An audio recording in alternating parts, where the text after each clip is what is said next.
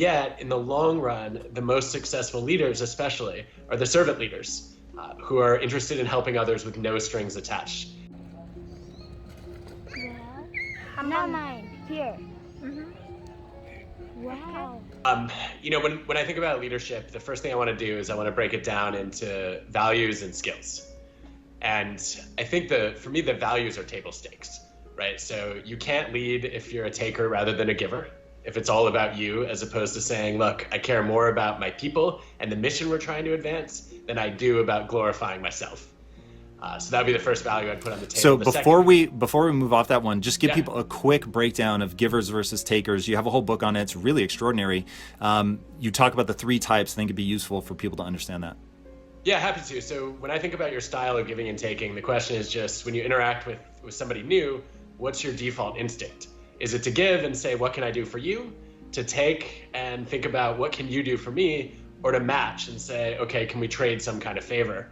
And what I found over and over again is that most people default to matching. They don't want to be too selfish or too generous. And yet, in the long run, the most successful leaders, especially, are the servant leaders who are interested in helping others with no strings attached and who will put other people above their own narrow self-interest. And so I think that's a must-have in leadership, and it's far more rare than I would like it to be.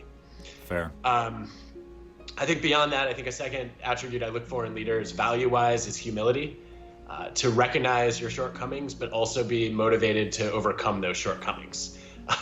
It's not that helpful if you can say, yeah, I can make a list of the 19 weaknesses that I have, but I don't care about fixing any of them. Right? I think being an effective leader is heavily about striving for self-improvement. And the third value I'd put on the table is integrity. It's a consistency between your words and your deeds. And a lot of people will say, look, you have to practice what you preach. I actually think leaders should be doing the reverse, which is to say, I am only going to preach what I already practice. And if we could just get leaders who value generosity, humility, and integrity, I would be overjoyed. And then we get to skills.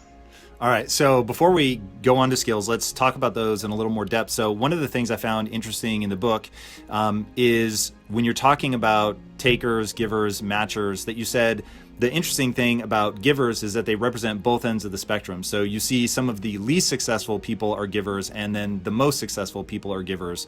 And so I'd love to know how to use it functionally and when it sort of metastasizes and becomes a problem.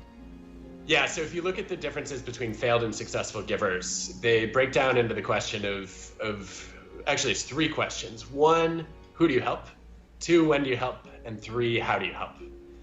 And what you see with failed givers is they're basically self-sacrificing. So they're helping all the people all the time with all the requests, which is a recipe for burnout. It's also an easy way to get burned by takers. What you see with successful givers is they're more thoughtful about their helping choices. And they say, look, I will do whatever I can to support people who are either generous or fair, right, givers or matchers.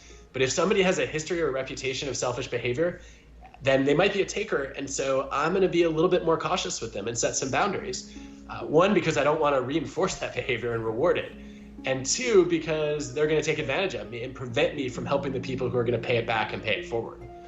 And then you also see that successful givers are more likely to say, okay, I'll block out time for my own agenda and own priorities because I want to be ambitious around my own goals, not just around helping other people. And yeah, if it's an emergency, I will show up and help you. But otherwise, I have some priorities that I need to take care of here. So I will be available to you when it's not going to be a huge cost to me. And then they're also careful about helping in ways that energize them and where they add distinctive value.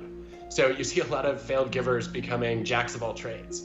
And pretty soon they get a reputation for being capable and helpful, and then no good deed goes unpunished.